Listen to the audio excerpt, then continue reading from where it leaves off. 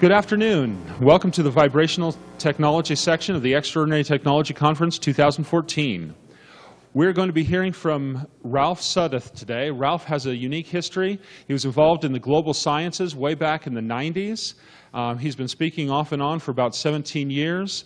He researches water technology, vortex technology, beyond anything that we've actually seen here at this conference, so this is going to be very exciting. Recently moved back into the United States from Ecuador after doing a lot of research down south of the border. And so we are looking forward to hearing from him and finding out about his new energy device technology. Thank you very much, Ralph Suddath. Great. Thank you, brother. Okay.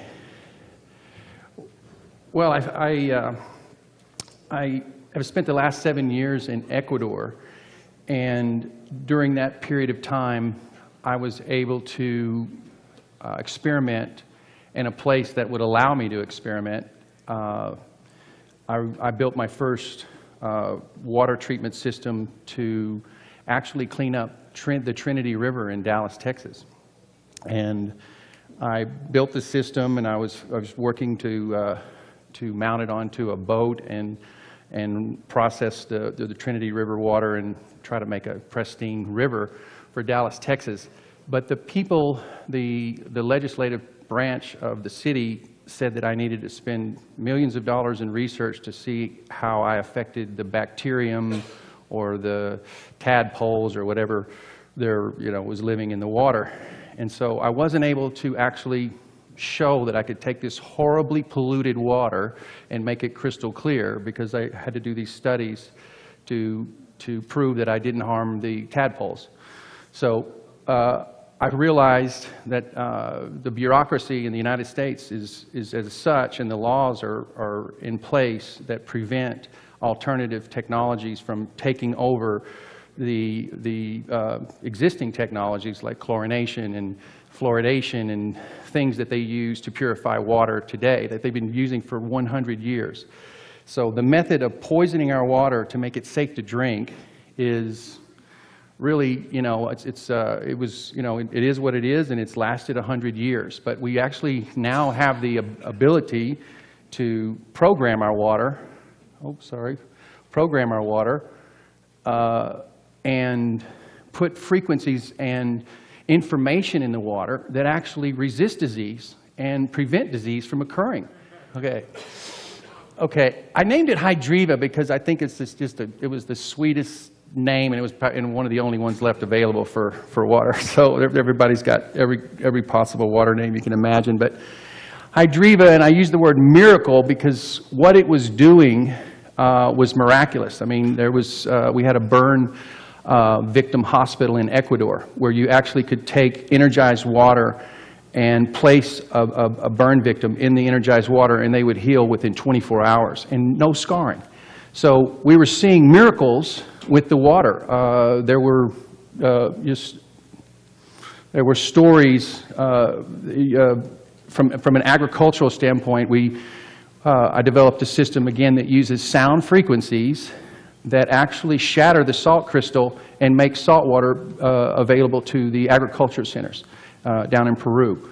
Big problem with brackish water in Peru. And so again, sound chemistry, this is what I like to refer to as sound chemistry, is the future. Sound chemistry is the end of the chemical companies as we know them. And that's the problem I'm having, is because when you're able to now program water via the vortex. It says a proven innovative technology which combines frequency-specific sonic bombardment. Okay, let's just start with this frequency-specific sonic bombardment. Okay, with that, I have been able to do many things with water, including create a possible future desalinization system. Because salt, just like, say, an opera singer who's has a high pitch and she shatters a wine glass. Well, it's no different, for a salt crystal. If we find the right frequencies, we can actually shatter the salt crystal, and then we free the chlorine gas. So all these filtering systems and all these ridiculous, costly systems they're using now for water purification can be remedied just with sound. Imagine sound. We were talking about sound earlier, the person before me speaking about sound. So the secrets are in the frequencies, and of course those are the frequencies. Like I think I had to come up with 25 different frequencies to shatter the salt crystal.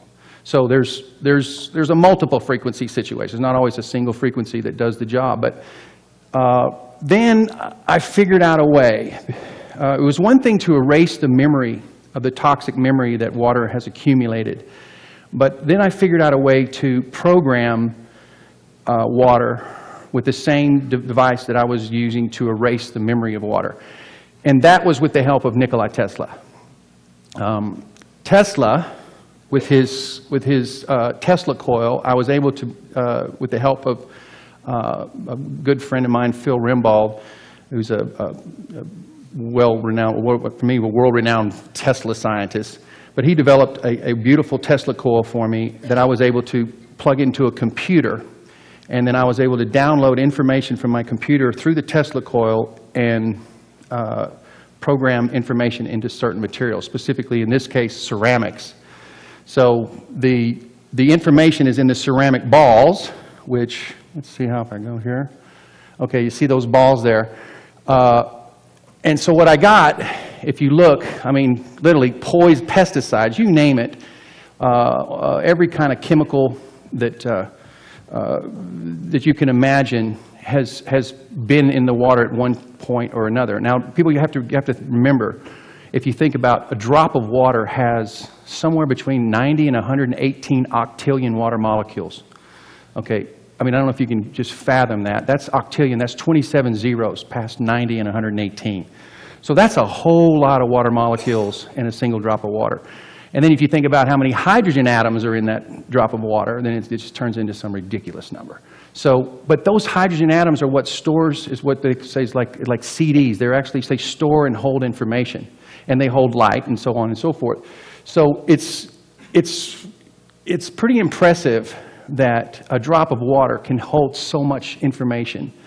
And one of the things that's happening is we are de-energizing our water because we're taking the crystalline structure and the patterns that nature provided water right out of it. We're stripping it. And what happens then? The water vibration drops. And then what happens then is we've created numerous chemical companies to solve the problem of de-energized water. So we have de-energized water, we add more chemicals to deal with the bacteria that are naturally drawn to de-energized water. That's their job. Nature created this system that when the vibration drops below a natural threshold, disease is attracted to that vibration. So all you have to do is raise the vibration above its natural threshold, and in my case, way above its natural threshold, so where disease can't or will not or never will want to be in that space. So that's the cool thing about nature, is it has rules. There are rules.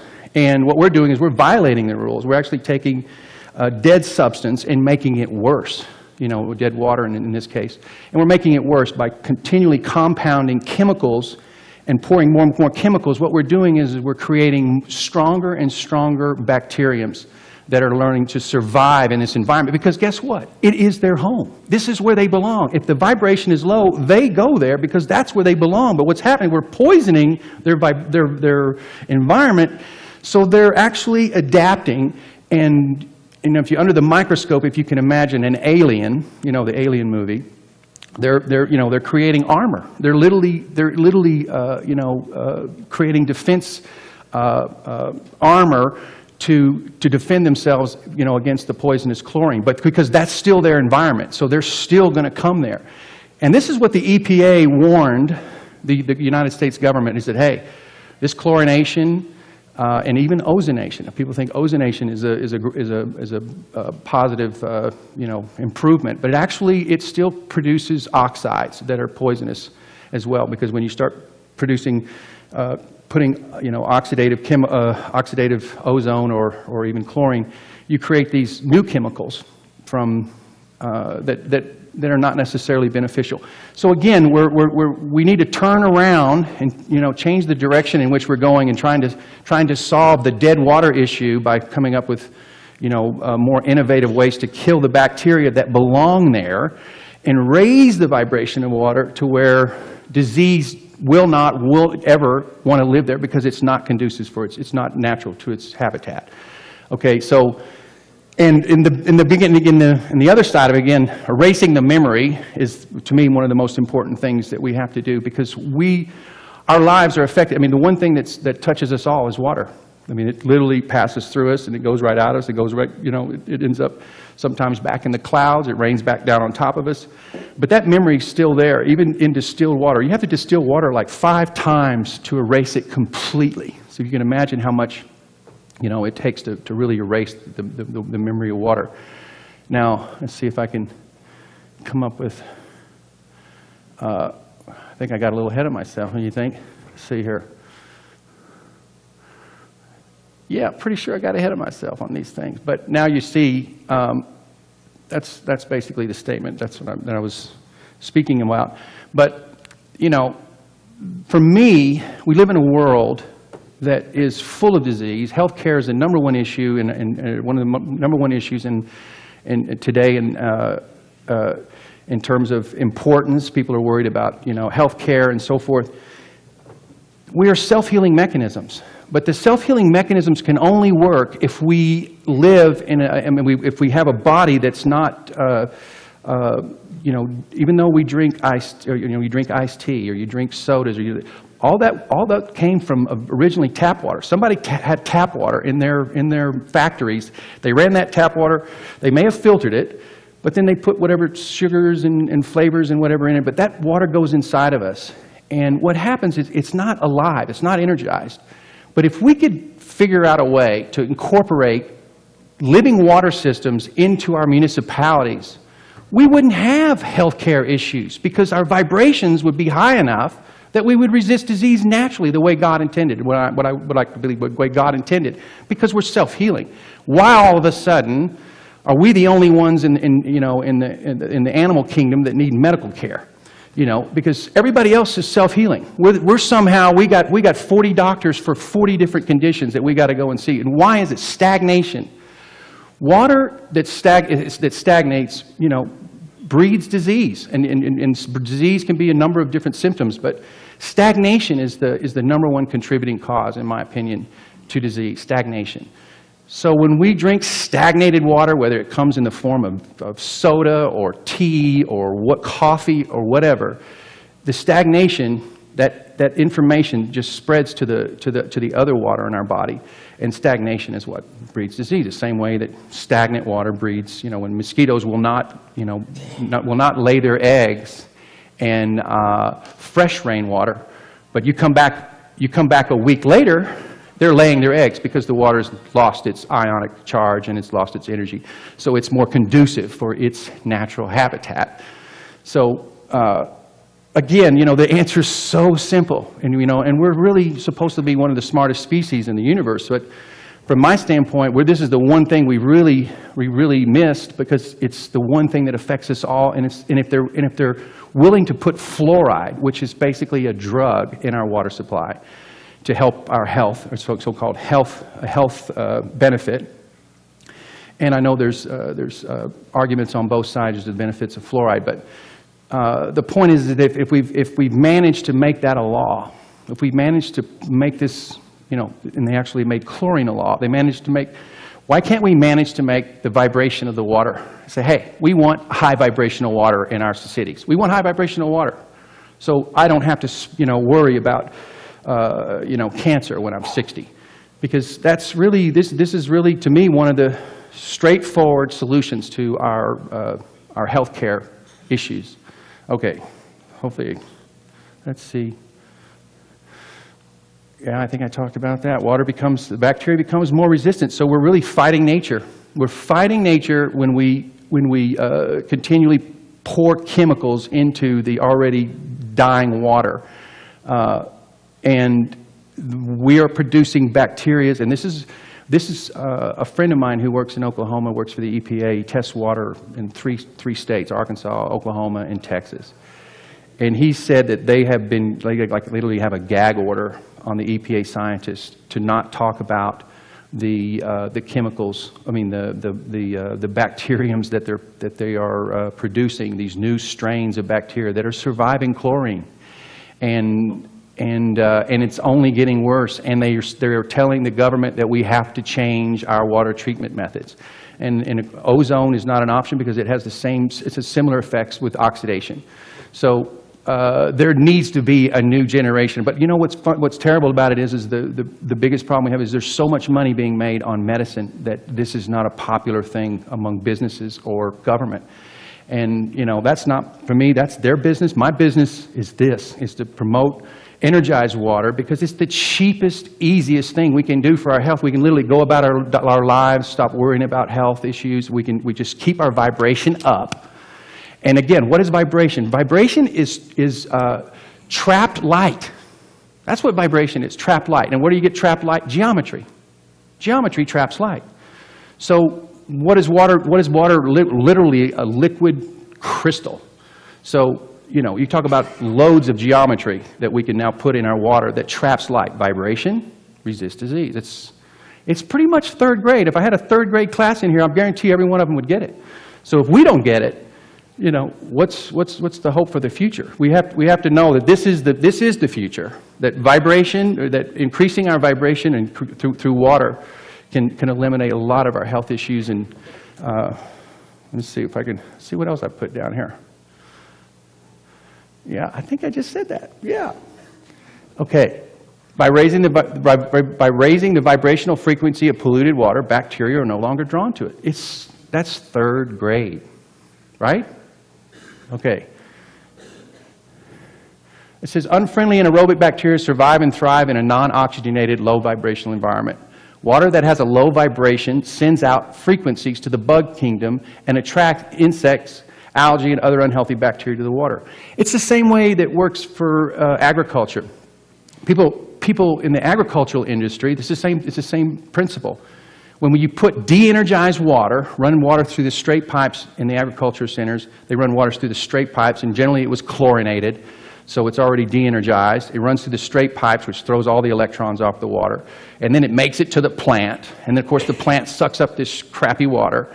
And so what do they need? Oh, we have a whole new industry, the ag industry. Monsanto and all the other guys come in and say, we have a solution for you. So they dump more and more chemicals into our systems or our environments to make the plants grow. Well, the reason why the plants need these chemicals is because the vibration of the plant's low, and it, again, sends out the signals to the bug kingdom. The bugs come in and take it out. It's a suicide call. And it takes out, that's nature, working with vibration. But if you raise the vibration of plants, raise the vibration of the water, and the plants absorb that water, then the plants, they're happy. Bugs and plants get along like relatives. I mean, well, I'm not relatives. I don't get along with my relatives. So, but let's see. They're best friends. Okay, they're best friends because, you know, they live in harmony. So that's why they're even willing to kill their best friend because they're unhealthy. So they take them out. Okay, so this is, you know, and this is what's cool. I know this audience, you know, has been, if you've been watching this, listening to these speakers, they've all been talking about vibration, right? Vibration, vibration, vibration. Sound, you know, is one of the most powerful things that we have as a tool to increase vibration. So let's see here. Okay, here we go. Dr. Emoto, some of you probably have heard of, I met in 2001. I think it was a week after 9/11 that I flew to Japan, and I stayed with Dr. Emoto. I've actually carried all of my water machines with me, and you know, believe me when I say I spent many hours in customs before I got to, you know, was able to leave the airports. But they basically were brought to Japan because I wanted to see how I was affecting water. I wanted to see what water looked like after the water ran through my system. But while we were there, Dr. Emoto and I became really close, and we shared a lot of common interests. And one of the things that he did was he took pictures of water crystals around the country. And this is just we took pictures all over the world now. We've got pictures of water crystals. Denver, Los Angeles, New York. The only reason why New York is, oh, look at New York. Well, New York has water. The water source actually comes from Canada in a big underground aquifer. So, say again? Upstate New York. Okay, along the Canadian border, close enough. New York? No? Okay. The Catskills. Okay, well, anyway, there's a pure source of water there. It's a pure, natural, incredible source. I love New York water. It's one of the only tap waters I'll drink. Okay, so they're the only ones that passed. It's crazy. But this is what's happening to our water across the world. It's blurring, it's de-energizing, it's blowing apart the crystalline nature. So the vibration's super low. And what they got to do? They got to keep pouring more chemicals into our water to prevent bacteria from growing in. You know how, let me see, maybe start over here. I was going to say retarded. I said, you know how wrong that is on so many levels? Because we're fighting nature. Raise the vibration of the water. Load it with crystals. Load it with patterns. Load it with geometry. And then disease won't live in it. It's like, but I got to tell PhDs, PhDs, doctors, everybody out there that this is the future. This is the future. And, you know, I can't seem to get them to get it. So a lot of them, you know, and I've dealt with, I even brought this system. I have a good friend, Ted Alvarez, who's a former congressman in Florida. And he had a senator friend. And they made an appointment for me for St. Augustine, Florida. They made an appointment that allowed me to come in and demonstrate my water system in St. Augustine water plant. Over a few days, they figured out that my system eliminated 80% of their water plant. Eliminated it. So they went down to flocculation, the chemicals they use in flocculation, the chemicals they use in, the chlorination, all these different chemicals that they were using. I basically eliminated 80% of the water treatment plant. And then I found out there are state and federal laws in place that will not allow my system to be utilized, that you have to use these poisonous chemicals in our water. They made it law. So when they made it law, that's actually when I left and moved to Ecuador. Because at that point, I was pretty much an extremist. And I was really saddened. I thought I developed the Holy Grail.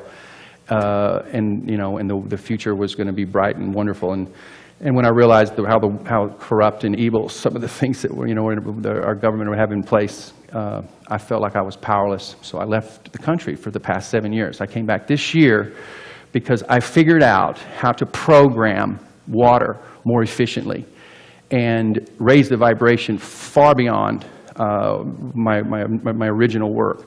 And so I felt it necessary to bring it back to the world. So I actually build systems for pools, ponds, aquariums, big, large agriculture centers.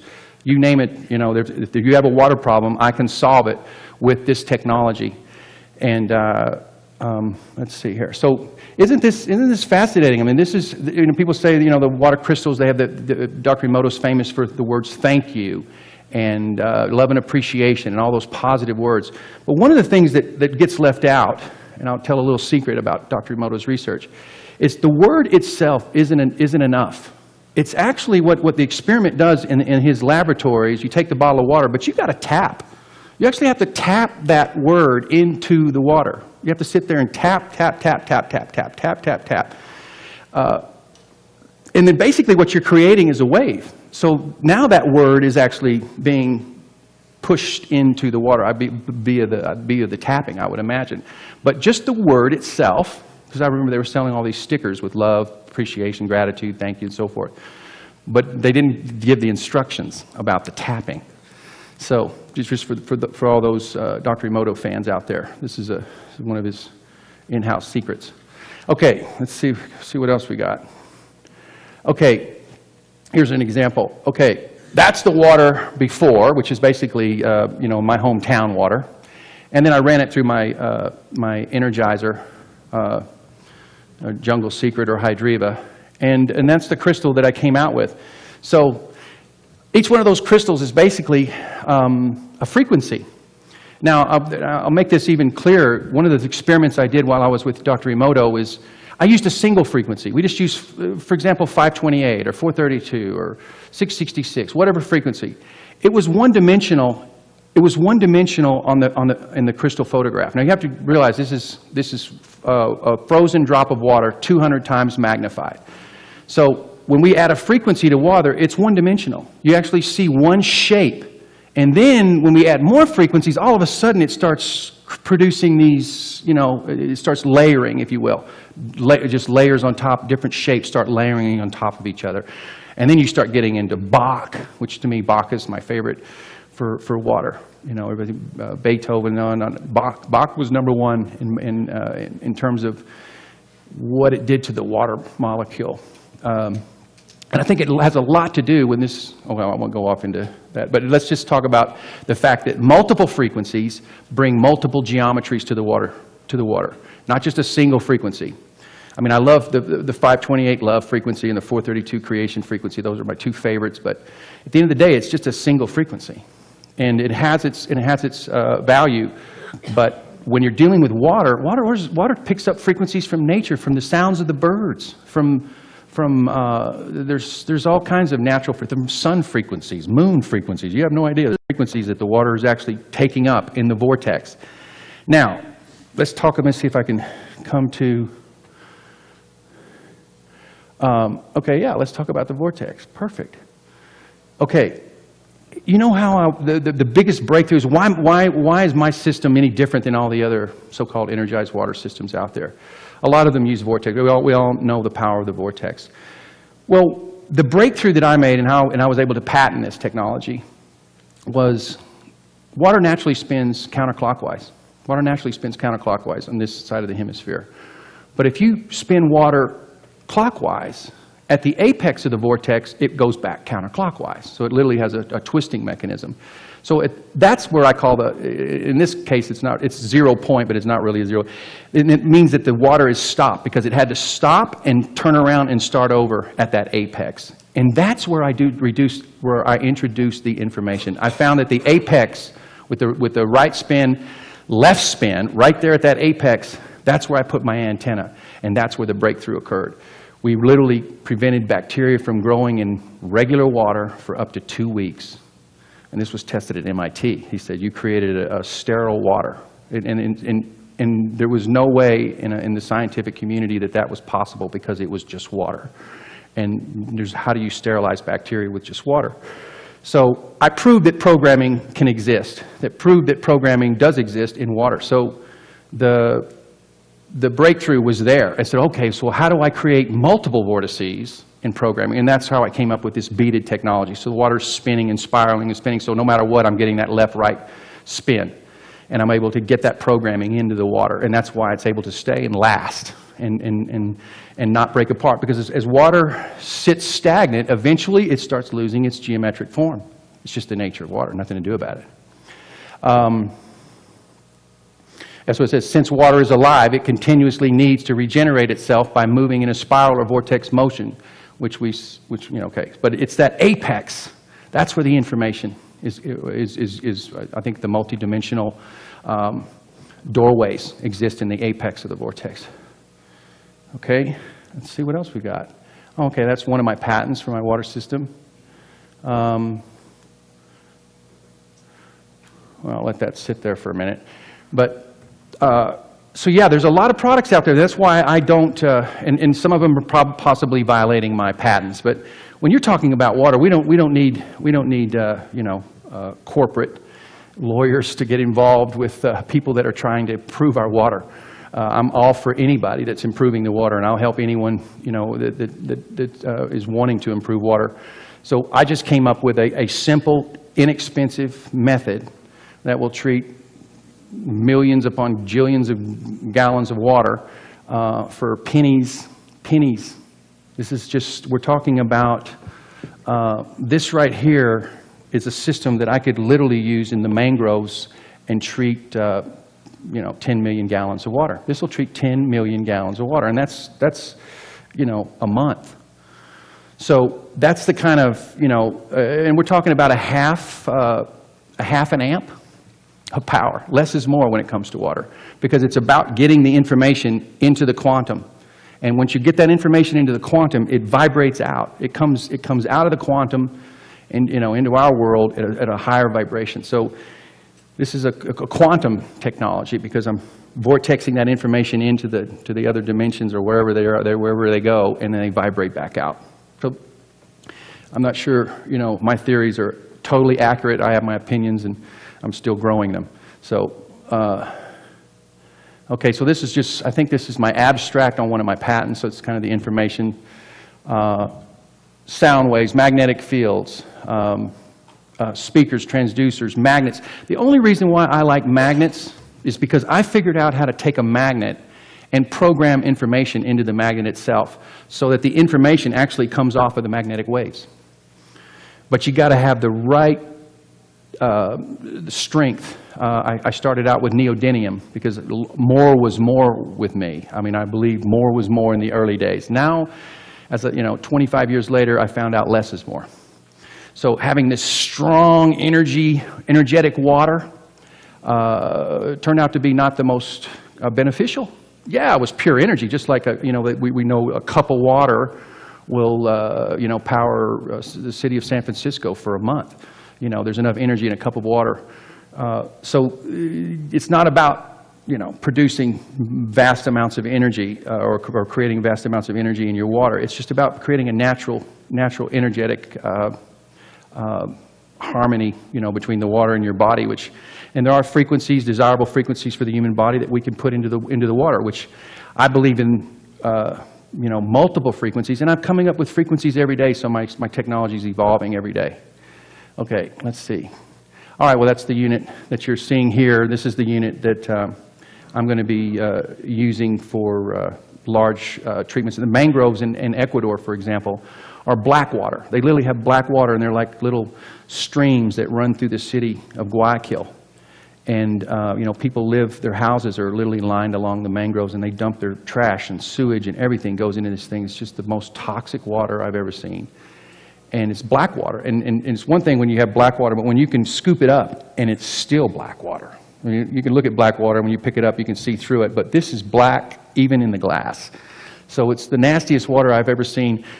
But this technology, because there's no geometry, and when there's no geometry in water, it literally lays together like pancakes, so that it traps the toxins in layers. So that's how come you have dirty water. When you have crystals, what happens is the water literally falls between the crystals, and you flocculate the water out naturally. So everything falls to the bottom, it becomes inert. If it's an energized water, there's no bad bacteria activation, so the materials basically become inert dirt or in a particulates at the bottom of the river, which should be a much safer alternative than what we're doing now. So I'm hoping that we can develop this science further for every possible pollution activity that's going on, because it's the simplest, most inexpensive method that I know of.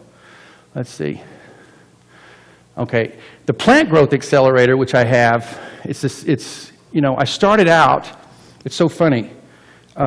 I started out with, for human beings, and I gave this to, athletes, Olympic athletes, football players, NFL football players, a lot of different athletes, and, they didn't fatigue. They actually drank this water, they didn't fatigue, they had more energy, they loved it, but you know what, I was limited to just, a few markets, but what all other people were doing were using the same product in plants, and they were getting 25% increase in growth, 50% less watering.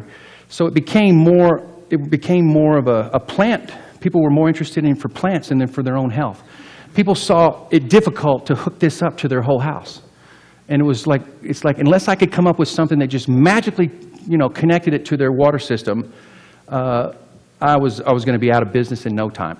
But this one, because there's money in agriculture, people buy these because it actually increases your yield by 20–25%, and it cuts your water bill in half. So that made it more economically viable for the plant people. So I made up 2 brands. It's the same technology, 2 different brands. But the jungle secret is what I like, is because that's really what it is. It's nature. It's the secret of nature, which is it's no secret. So let's see here. End of slide. Am I out? Oh, okay. I don't know, how long have I been talking? I've just been running. Not long enough? All right, let's see here. Okay, let's see. What have I missed? I feel like I covered everything. Do anybody have any questions? Can I do questions now? Yeah? Let's do questions. In fact, my first system, and I wish I would have put these pictures up, because I started 22 years ago building these water systems, and they started out vortex tubes. I had vortex tubes, and flow was everything. It had to be exact. And that was one of my issues, because if I had to have the exact flow, and the flow creates the perfect vortex, right? I mean, it's all about, having that perfect vortex, so flow is critical.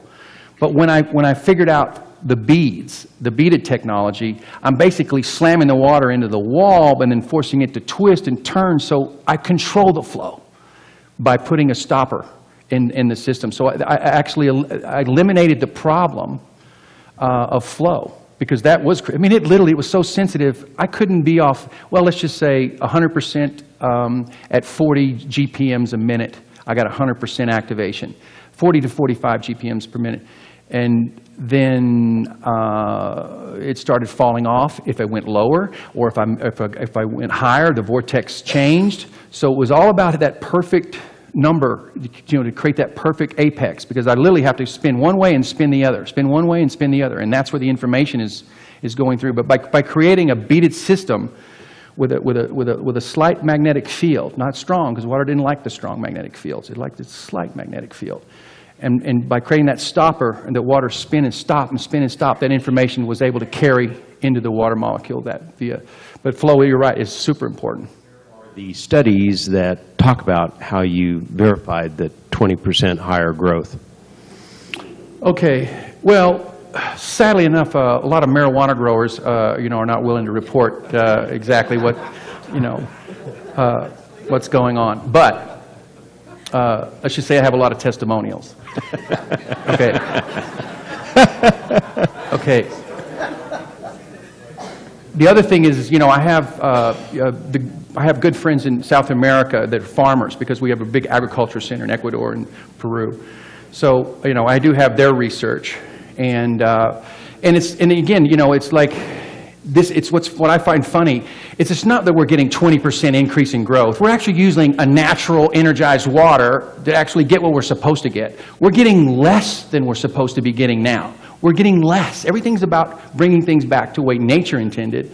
So that's where that increase is coming from. It's not coming from the actual energized water. That's what nature would have provided, and that would have been the natural growth in a natural energetic environment. But so those increases exist.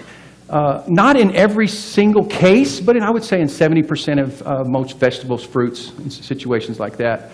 I found bamboo was the one that we didn't get as much increase. It was interesting. 15% on average on bamboo, because I have a bamboo farm or a bamboo garden.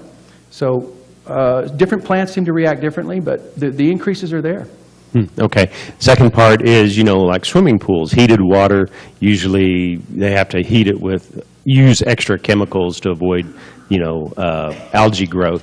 So have you used this system, either of these systems, with swimming pools? Yes, this is actually... And can you comment on that? Yeah, well, that's what, again, I introduced my system 7 or 8 years ago to the pool and spa industry. And I had an investor, I had everything set up. I was so happy to be, it was my early days as an inventor. And then we did a big show. We had our big pool. We dumped sewage water into our pool for the demonstration. We cleared the water within a few hours. They tested the water, no bacteria. It was the proof. But what they found is that I was liable. They said the first pool unit that I sell, there would be a lawsuit to follow. All they had to do was have a person have an eye infection, and I would be sued. So my investors dropped off because of the liability insurance that was required for me to sell this product was so outrageous that I couldn't afford to be in the business. So they literally blocked me out with that right there. So I was like, oh my gosh, I have a perfect system for making natural energized water, but you have one person have come up with an eye infection, whether it was from my water or not. They could say it is because they were not chlorinated. So we live in a society that those are the things we have to work around. But yes. Hello there. I fully agree with you. We really need to raise our vibration of water and of our own bodies. I had a question. I was looking at your agricultural product, read the label, and it said that it helps solubilize minerals and thereby feeding plants. I understand. Yeah, aluminum causes Alzheimer's, and there's other metals that cause Alzheimer's. But let's go back to stagnation, the point I made about stagnation. We are living in the most toxic world we've ever had in the history of our planet. Okay, so we're not going to run away from any of these poisons. But what we can do is we can drink the water that keeps things moving. Because we're going to ingest toxins every single day, but it's when we have stagnation that we then become susceptible to disease and problems. But so the energized water component keeps things moving. Good point. That's the key. When you have like just even the memory of movement, that's actually a memory, movement. When you run, like in my case, I spin water, you know, way more than I need to through this system. I could have put, you know, 10% of what I have in there and it would have worked. But the maximized memory of movement transfers over into the other water in our bodies, and it keeps things moving. And so those toxins will continue to move throughout us. And that's my belief. Thank Does that you. help answer the question? Yes. Nothing we can do about the poisons, but we can move them through our bodies. And through the plants. Exactly. Yes. Hi, Ralph. Hey, there you are. How you doing? Hi, Ross. When you made the comment that geometry traps light, that really was an aha for me. And the way I understand that is that geometry collects and focuses etheric energy, which is a form of light. Okay. And so I'm wondering why have you tried encasing your mechanism in different geometrical shapes instead of just having it in just the regular tube there? And Okay. just well, as an envelope to create that field Okay. Well, let me see if I can go using back different to. geometries. Let me see if I can go back. I know you're doing it with the beads, but the outside container. Okay, well, I'm going to help better understand if I have a picture to work from here. Okay. Ooh, that's right. John gave me a tool. Hold on. Okay, you can't see right there, but there's all kinds of geometric configurations. There's all types of geometries.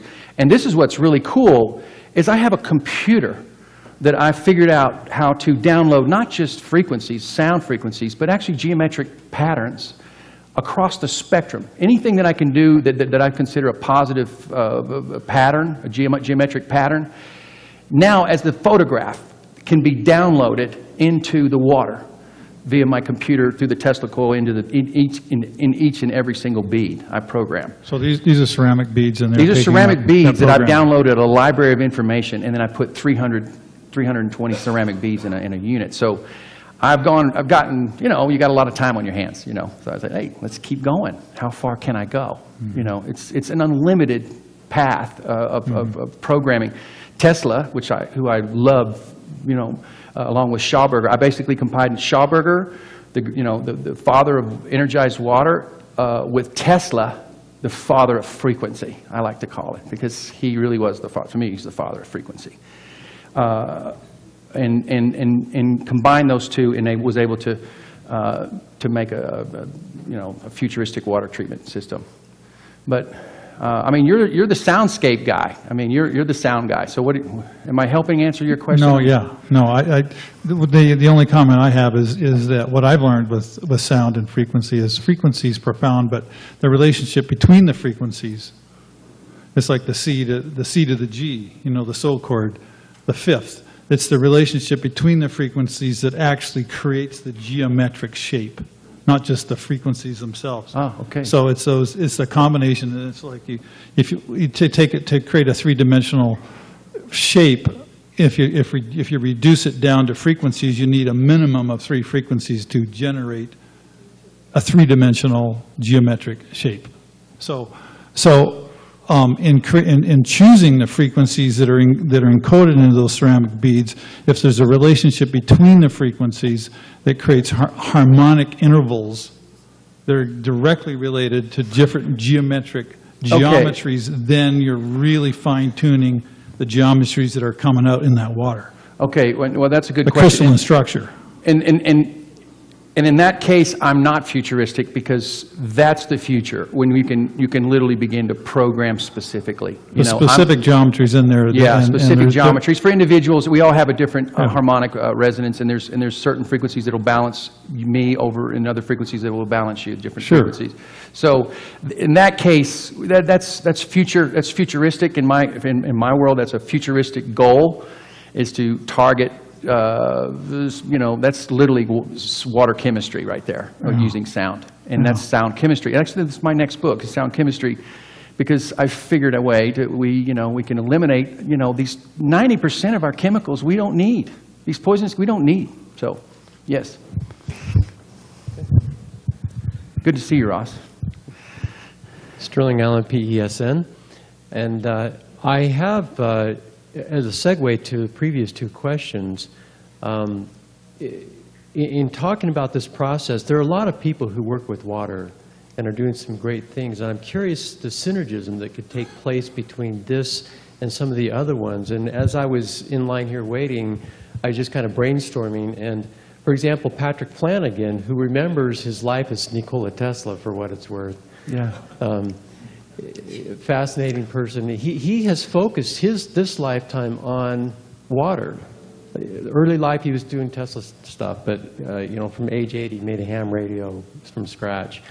But now he's been doing water, and he's got this wetter water stuff. What would happen if you, right where that you changed from one rotation to the other, that 0 point as you're calling it, and you had like a Venturi, and you could insert like for example, homeopathy, where you get, or wetter water, and you can entrain with just a little minuscule amount of materials, entrain at that point with whatever the component it is that you wanted to try. I'm just curious, have you done, what kind of synergism, or what kind of mixing and matching have you done with other modalities with this modality?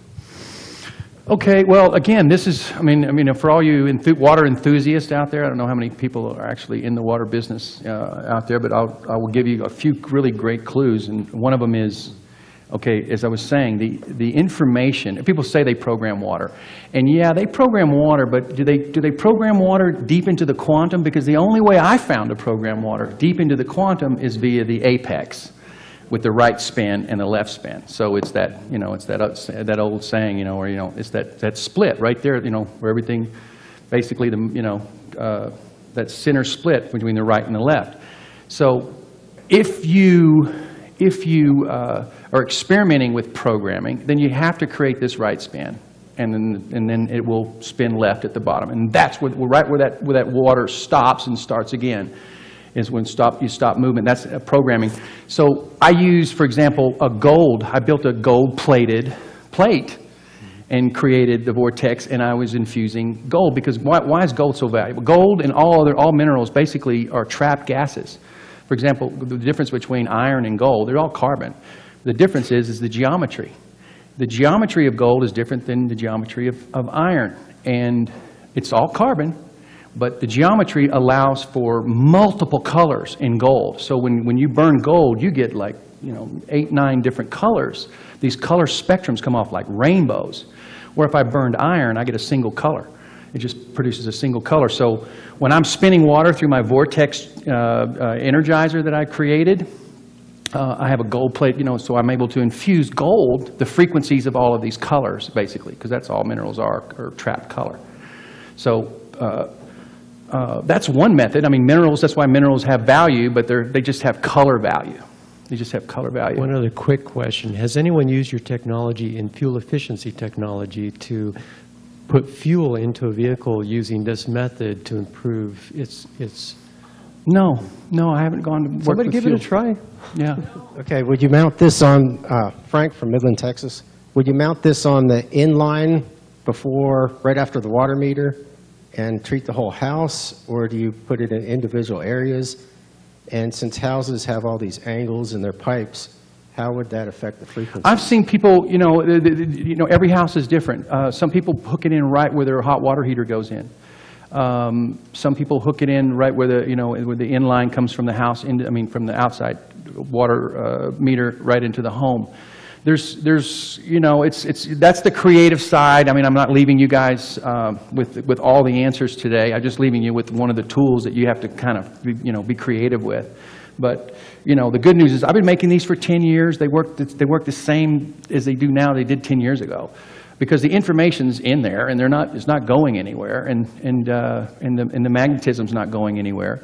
And what took a long time was finding that sweet spot where I made the beautiful crystal, what I found what water liked, because water did not like high magnetism. It didn't like electricity. It didn't like magnetism. It didn't like a lot of things. I was surprised.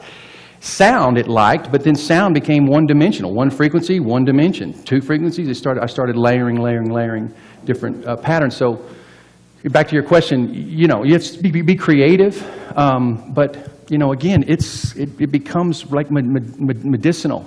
It really does. Right. But so if you put it in the inline, treat the whole house, and then you water your plants, it wouldn't affect anything. It'd just be the same, like putting it on your water hose and then feeding your plants. Yeah, and you know what the biggest benefit besides drinking it is washing your clothes in it, because that water dries in your clothing, and that information is in your clothing. This is what's another fascinating thing that we discovered. And then taking a shower, the same thing. Not quite as the same thing, because you're wearing your clothes all day long, and you're literally trapped with this. Even though this dried, that information actually got transferred into your clothing. I'm trying to hope I'm not getting too weird. Not here, I'm not. But well, that's great. Thanks. Okay. Pat Littleton, Colorado. You were talking about taking black water, running it through it. You're talking about taking black water and putting it through it. Yeah. Does it come out clear? 6 to 24 hours, crystal clear. So you're Cameras just fall to the bottom and come inert. through the filter. Oh, so it settles out. I don't need to pass it through a filter. It just settles. Once you crystallize water, okay. it's a natural flocculator. It just so the settling occurs after it's through your device. Yes. Okay. So it's kind of like Rain-X. Yeah. Yeah. Okay.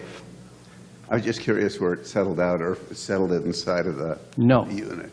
No. It just spins and crystallizes, and then once it does that, then the energy of the water, there's some kind of intelligence that goes on that I don't understand, but it's there, and it seems to take care of itself once it's been energized. There's sort of a natural healing mechanism kicks off in the water. Yes?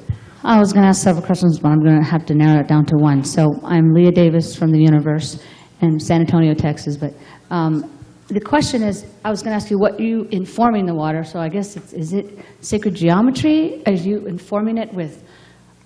What's the information? What are you informing it with? Is this the information you're giving it? Like you're just giving it the perfection of the sacred geometry along with the minerals and the perfection of each.